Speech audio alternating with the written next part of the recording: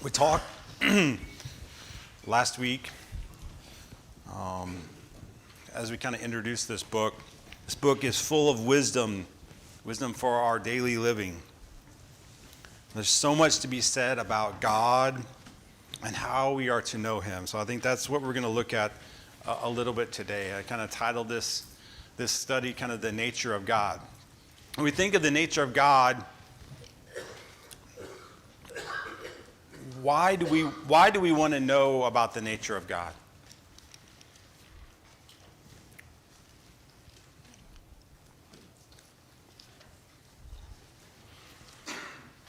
Brian? I think we're supposed to be imitators of him, and if we're supposed to be in his likeness and do the things that he does and act the way that he acts, so we need to know or have a good understanding of who he is. Thank you. James? If you look into the part of depth of it, the Hebrew people were given rules to live by, and very complicated. But then when Christ came along and the church was established, then we had more of a direct relationship between Christians and God. And so that it doesn't have to be specified everything you do, but you know automatically because of the exchange you have with God. Thank you. Was there another hand that I missed there? I think as we think about being imitators of him, Ryan, I think that's a great, how are we reflecting him? And to know God, we must know who he is, how he works, what he does. He is the source of wisdom. It's through fear and respect that we have to come to the knowledge and the understanding of him and how we are to live our lives. Let's turn over to Proverbs chapter 1. Proverbs chapter 1. Got my handy dandy little Proverbs book. This has really been helpful. There's a whole page of like lines here that I should be writing here, but my handwriting is so terrible. Every time I get ready to go do that, I'm like, I've got lots of good stuff to write there. I'm like, Jessica, could you write this for me? That would be really good. Proverbs chapter 1, beginning in verse 2. To know wisdom and instruction, to understand words of insight, to receive instruction in wise dealing, in righteousness, justice, and equity, to give prudence to the simple, knowledge and discretion to the youth. Let the wise hear and increase in learning. Let the one who understands obtain guidance, in understanding a proverb and a saying, the words of the wise and their riddles. The fear of the Lord is the beginning of knowledge, and fools despise wisdom and instruction. As we look at the nature of God revealed in Proverbs, I hope that we can see that there's no other place to look for wisdom, for knowledge, for motivation, for sustainment in our lives. I think even as we look for discipline and correction to put ourselves back onto the right pathway. It's interesting too, I think this desire to know and understand God more fully, I think is something that should be in our core. It should be a desire of ours to understand God more fully in every aspect of our lives. I think about Moses when he is there on Mount Sinai for round number 2, right? He received the law, he got the tablets. It's coming down the mountain, and the children of Israel are all sideways worshiping the golden calf. Breaks the tablets. Round 2 in chapter 34, we see this desire that Moses, right? What did he want to do? He wanted to see God. And God's like, well, that can't happen the way you are envisioning, right? I think that's when we want to know something, we want to find something out, we want to understand something. I can think about when I was a small child, right? I got a toy, and I was like, how does this work? Well, probably the right and wrong thing was, I'm going to take it apart, see all the inside parts, see how it works. I'll be able to put it back together. Maybe sometimes yes, sometimes no. But that understanding, we want to see the hidden parts so we can understand why is something doing what it's doing. I think when we think about God, we can sometimes get so lost in the enormity of God. Moses is a very similar thing. He's like, in verse number 5 of chapter 34 in Exodus,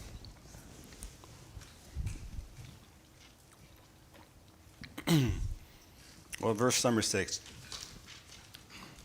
The Lord passed before him and proclaimed, the Lord, a God merciful and gracious, slow to anger, abounding in steadfast love and faithfulness, keeping steadfast love for thousands, forgiving iniquity and transgression and sin, but who will by no means clear the guilty, visiting the iniquity of the fathers on the children and the children's children to the third and fourth generation. And Moses quickly bowed his head towards the earth and worshiped.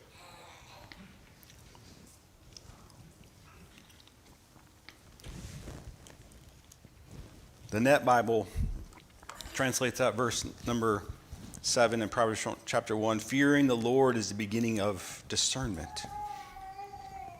I think that's an interesting way to think about that. Discernment, that's this knowledge of how to do these things in our lives. And contrasting that with what fools do, right? They despise that, and they've despised this instruction in how we should live our lives. They are like this people that have looked at God and said, I see your steadfast love, and I've chosen to just block it out, ignore it, right? That's the easy way to think about it. Is if I just don't look, I don't have to think about it. And I think that's where we see the nature of God helps us in understanding the unknown and understanding as we look at God's nature revealed in Proverbs. We see him as the place for wisdom, the place for knowledge, the place for motivation. Can someone read for me Proverbs chapter... Oh, I need to double click here. There we go. Proverbs chapter 3. Proverbs chapter 3, verses 19 and 20.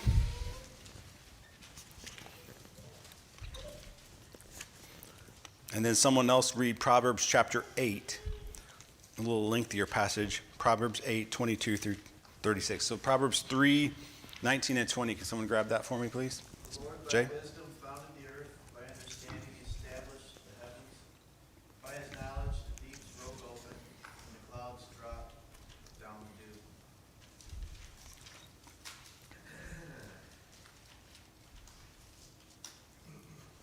Proverbs chapter 8, beginning in verse 22.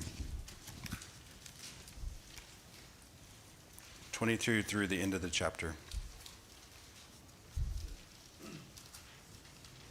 The Lord possessed me at the beginning of his work, the first of his acts of old. Ages ago I was set up, at the first, before the beginning of the earth. When there were no depths I was brought forth, when there were no springs abounding with water, before the mountains had been shaped, before the hills I was brought forth, before he had made the earth with its fields, or the first of the dust of the world. When he established the heavens, I was there. When he drew a circle on the face of the deep, when he made firm the skies above, when he established the fountains of the deep, when he assigned to the sea its limits, so that the waters might not transgress his command, when he marked out the foundations of the earth. Then I was beside him like a master workman, And I was daily his delight, rejoicing before him always, rejoicing in his inhabited world, and delighting in the children of man. And now, O sons, listen to me. Blessed are those who keep my ways. Hear instruction and be wise, and do not neglect it. Blessed is the one who listens to me, watching daily at my gates, waiting beside my doors. For whoever finds me finds life and obtains favor from the Lord. But he who fails to find me injures himself. All who hate me love death. Thank you. The second passage is really the voice of the character wisdom, speaking of God in his creation. So what do you think? What does it mean that God founded the earth by wisdom?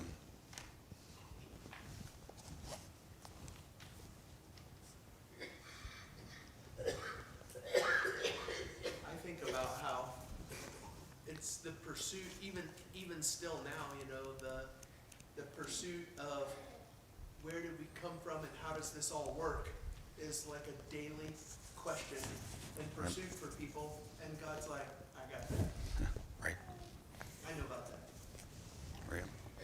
Well, and I think it goes to that kind of similar of what Ryan was just saying, that God created this world and he created it with intent and by design. It didn't just like happenstance. It just didn't like, we were jellyfish, 1 year and then 1,000 years later all these humans popped up.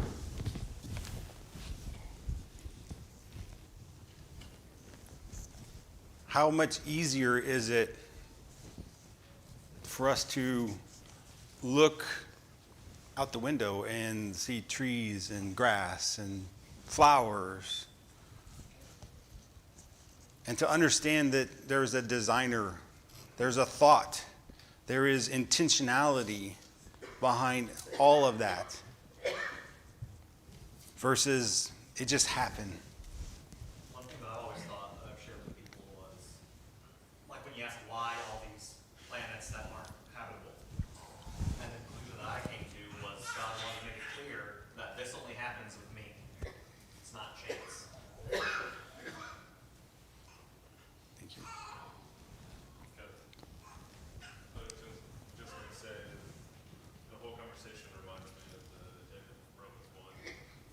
When you choose not to pursue, as Ryan was talking about, who he is, you serve yourself, and the end of that, unfortunately, for so many is destruction. So when we focus on God and who he is, everything else falls into place. Forget who he is. Don't start there. Follow Jesus. Yeah. I think both of these passages really emphasize God's role as the creator, the designer, the thinker, the planner. Before there was anything, God had worked it out. And I think that's the great part of, as we think about God and the greatness of God, is when we think about us making plans, right? We often start down this pathway or do something, and we don't have it all sorted out, and things happen. And we've got to adapt and change, and that's, if you look around the world and what makes good people leaders and good people capable, it's their ability to navigate the difficult things that were unforeseen, and they come up and you get past them. God did not have to do any of that. God's perfection was laid out in what creation is. And so I think as we think about what the nature of God is number one is he is our creator. Number two, as we look at God's wisdom and his knowledge, I need a few readers here. Proverbs chapter 2 and verse 6.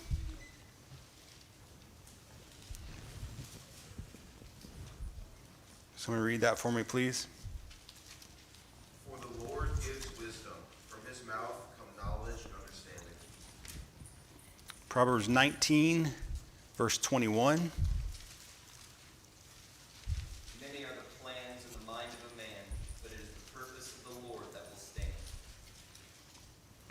21 and verse 30.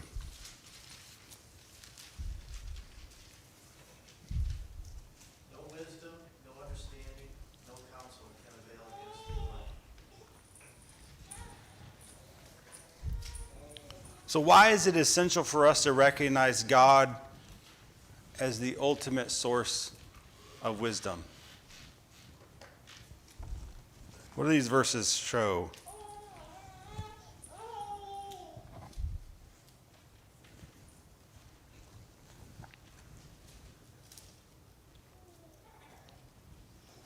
One of the things I think about is because most of us think that we have it figured out.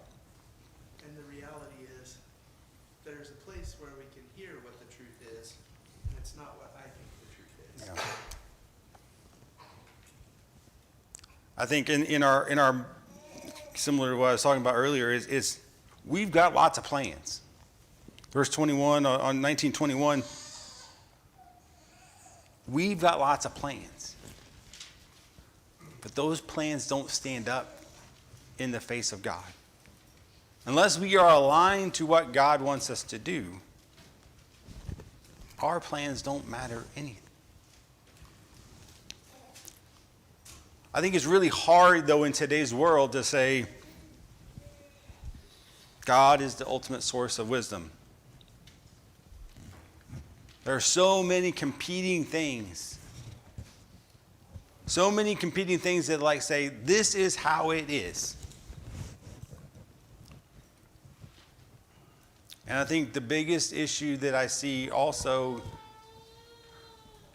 is now it's, what? I'm right, you're right, we're all right. Everyone has their own standard of morality. And by creating everyone's own standard of morality, no one can say what's right and what's wrong. In Proverbs chapter 30, we'll see Proverbs 30, these are the words of Agur.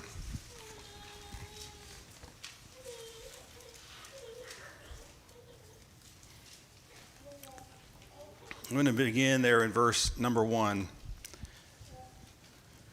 The man declares, I am weary, O God, I am weary, O God, and worn out. Surely I am too stupid to be a man. I have not the understanding of a man. I have not learned wisdom, nor I have knowledge of the Holy One. Who has ascended to heaven and come down? Who has gathered the winds in its fist? Who has wrapped the waters in a garment? Who has established all the ends of the earth? What is his name? And what is his son's name? Surely you know.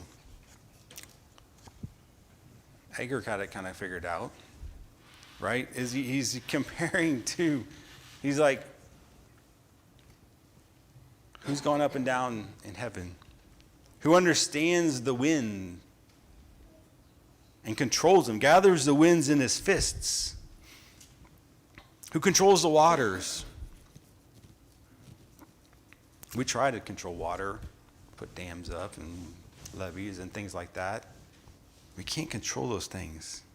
God has established these things. He's put those things in his control. Right? I think this author does a really good job of putting your first 2 points together. The idea that we acknowledge that God has wisdom and knowledge because he is the creator. I mean, the evidence that he uses as to why he respects God and thinks lowly of himself is because he is not able to do those things. It was really helpful for me in the class where you showed all the different characters that the Proverbs talks about, and we asked the question of, what character are you in the book of Proverbs? And I think at least this author really understands his position.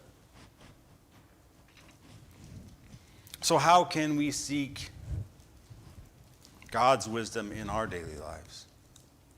What does that look like?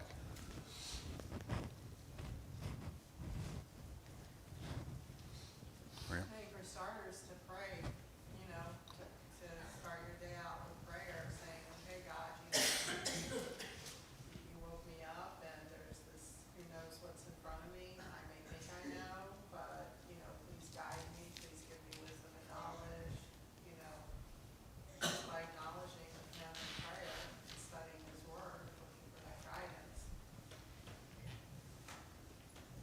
Any other thoughts? Nick? I mean, the very next verse that we read there, verses 5 and 6, every word of God proves true. He is a shield to those who take refuge in him. Do not add to his words as he rebuke you and you be found a liar. I mean, you want to know the wisdom of God? Read his word. I think the intentionality of both of those, right? We had the purpose in our heart to do that. I think, and oftentimes, I think I've really enjoyed the daily Bible reading kind of program we're doing right now, because I've done it before, and many times it's like, all right, check the box. I've read the verses that were assigned to me today. I think many times because I've tried to take too big of a chunk at a time. I really like the smaller amounts. And I also love the commentary that we have kind of running in the background too. But something that I've started to do is I read it on my iPad, read it. And then the next day, a lot of times I go for a walk early in the morning. And what I've started to do is listen to the same passage from the day before. And by listening to somebody read it into my ears, I don't know how many times I was like, I totally did not see that, hear that, understand that same thing yesterday when I read it. By somebody else kind of reading it to me, it catches you differently. I don't know if it's just the phrasing of it and stuff like that. But I think by opening our hearts and our minds to both prayer and to study, we're letting God and God's nature come in to us. And how powerful then, and the intentionality of that, allowing him to work in our lives, will then shine forth in everything that we do.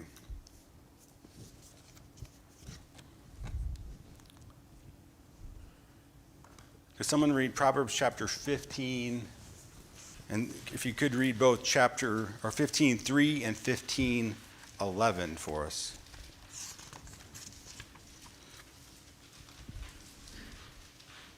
The eyes of the Lord are in every place, keeping watch on the evil and the good. Hell and destruction are before the Lord, so how much more the hearts of the sons of men. We see the depth of God's understanding of us there in verse 3, right? He's everywhere in every place, keeping watch on both the evil and the good. But I think is verse 11 there,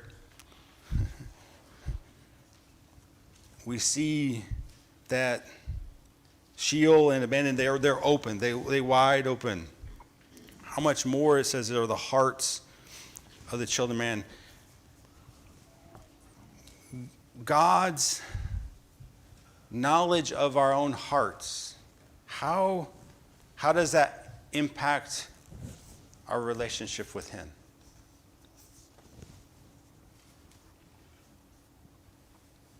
Sometimes I think with our human, worldly relationships, we think, well, if they knew everything I'd done, they wouldn't like me. Or if they knew, like, this about me, we wouldn't be friends. With God, you can never claim that because he knows us fully. He knows everything. He still loves us. So there's a level of vulnerability and openness there that is greater than any relationship. I think we see his overwhelming love. And I think as James brought it up earlier, from the beginning of creation, he knew what our hearts were going to be like. And still chose to set in motion the plans from the very beginning to send his son.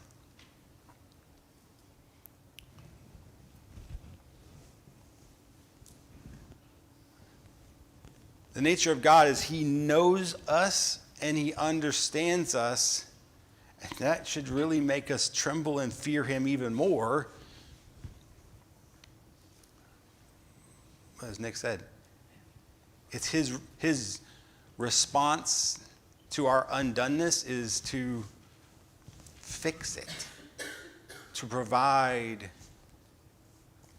an avenue back to him, to love us when we don't deserve any love whatsoever.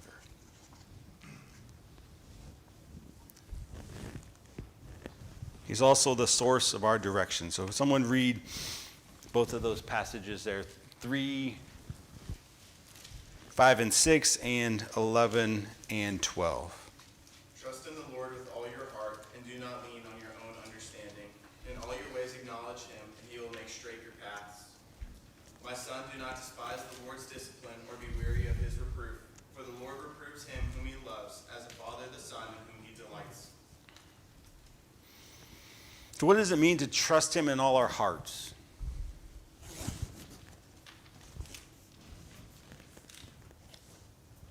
That's a hard one to me, to truly do. Quit trying to lead yourself.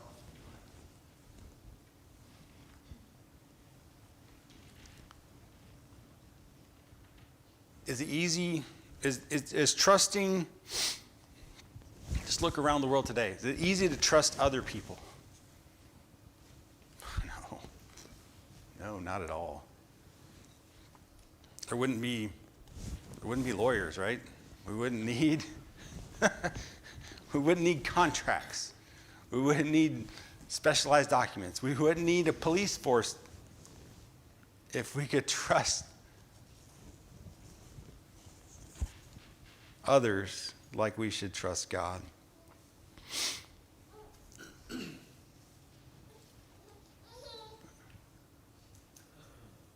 What does it mean to acknowledge God and seek his guidance?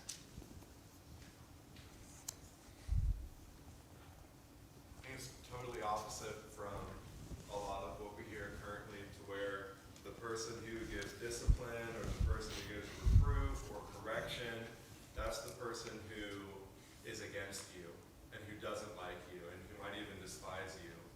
But whenever we seek the Lord, we do so because we understand his loving relationship with us, which is, again, totally different from what we hear today. Like, the correction and reproof from God is out of a loving nature for us and a compassionate and caring God.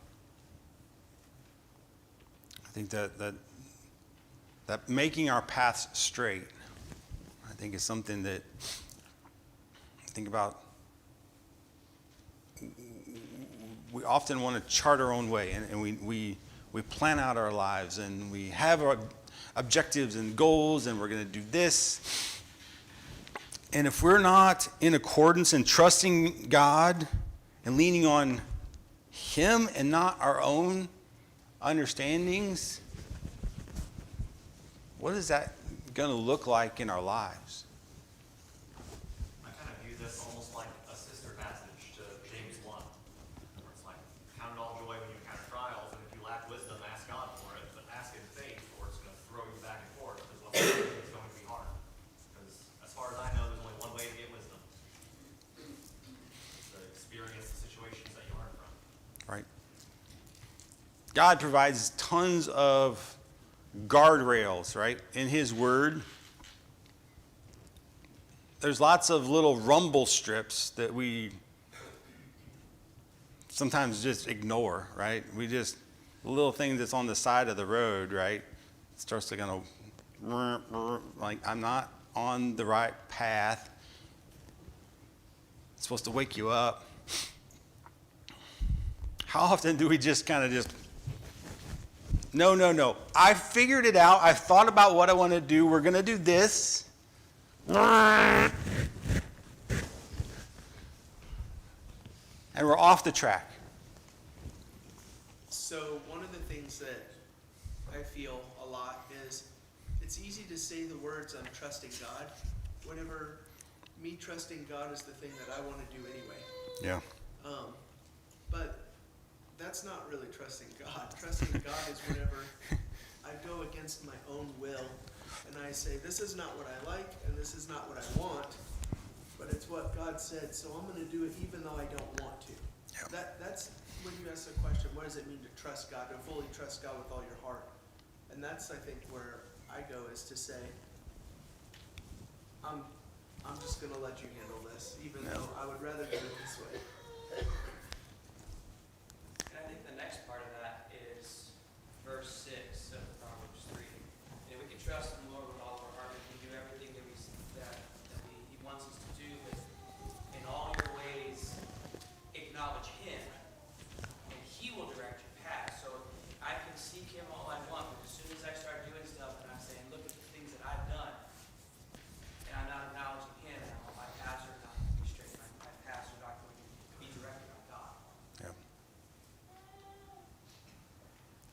And when our lives, though, show up and we have driven off the side of the road, hopefully it's just, I can remember I was probably 16 years old, 17 years old, or something like that, at school, at a 1988 too much horsepower Mercury Cougar, rear wheel drive.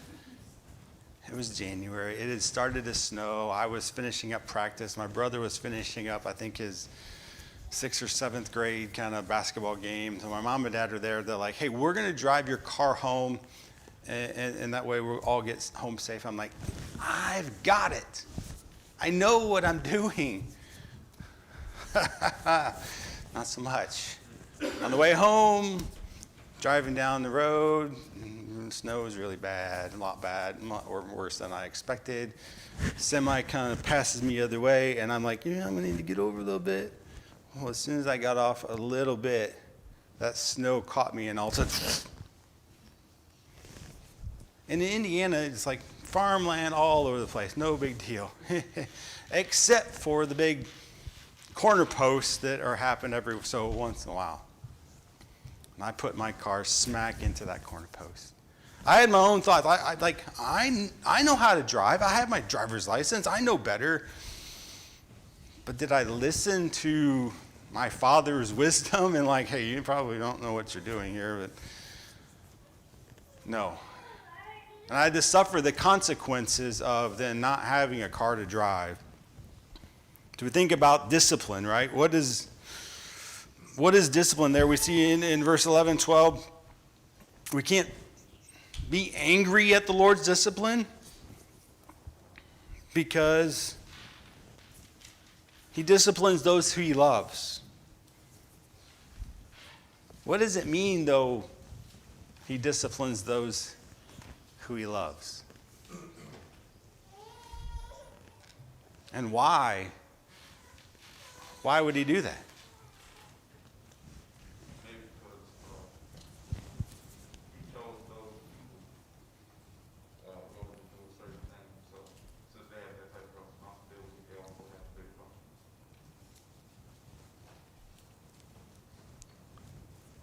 How should we respond?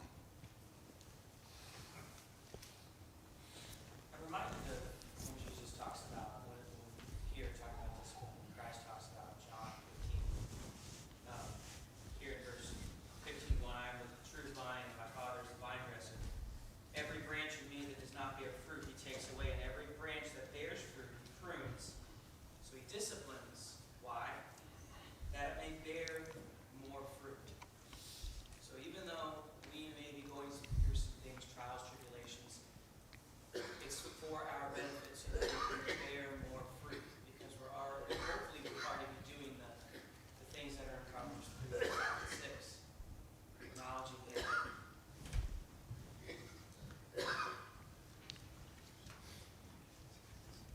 I did very poorly in time management today. So I have a whole section about our response. I have 3 different sections here. And we have 5 minutes to go.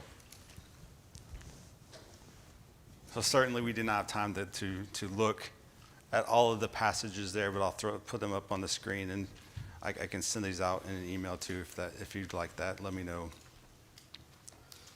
But our response, I think, is really threefold. Back to the very first verse we read there in chapter 1, verse 7. Fear the Lord. The fear of the Lord, I think is we need to make sure we kind of say that right. Not that I'm afraid of God, but I'm reverent in spirit and have the appropriate attitude and thought pattern about God. We see in these verses a tremendous amount of blessings come to those that have that fear of the Lord.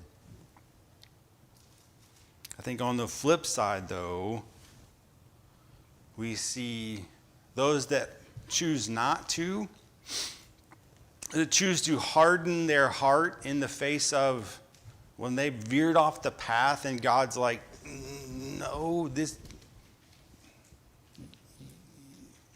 you're not in the right place. Think about Pharaoh. How many times he had the opportunity to just say, go on. But he hardened his heart. He bared down even more. I think as we read that, we're like, what was he thinking? He had all of these signs and miracles and things like that were happening right in front of his face. How could he not understand who God is and who God is going to take these people away? And his power was limited.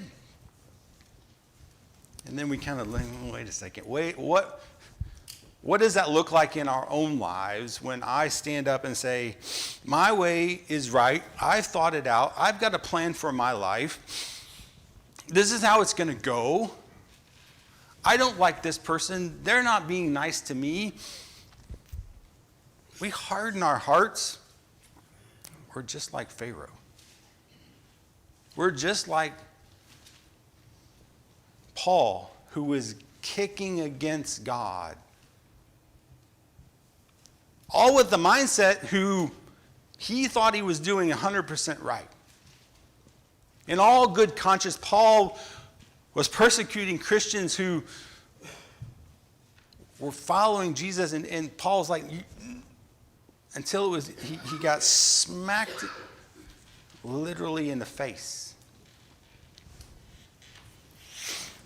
Our response should be to fear God and to look to him. We need to trust in God.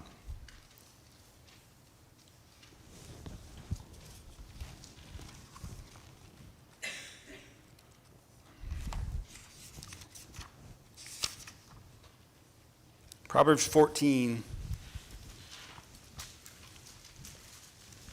and verse 12 says, there's a way that seems right to man, but its end is the way to death.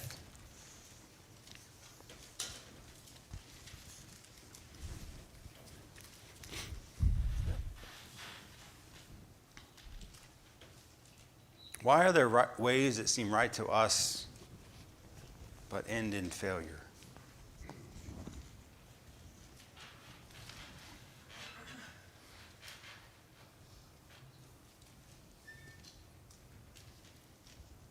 I think as we go through this study,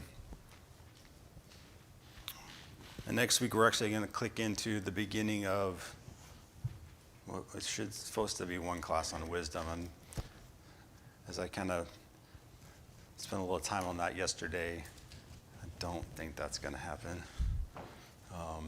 In fact, this lesson got retooled about 3 times yesterday, and I thought, I'm a little worried that I'm not going to make it all the way to the end. We see that there's not like this little gap between what we know, think, and perceive and God. We can't even think about the infinite gap there is between our own understanding. And so the third one up there is, what do we need to do? What should our response be is, we recognize the providence of God. Man makes many plans, but it's God's plan who will succeed.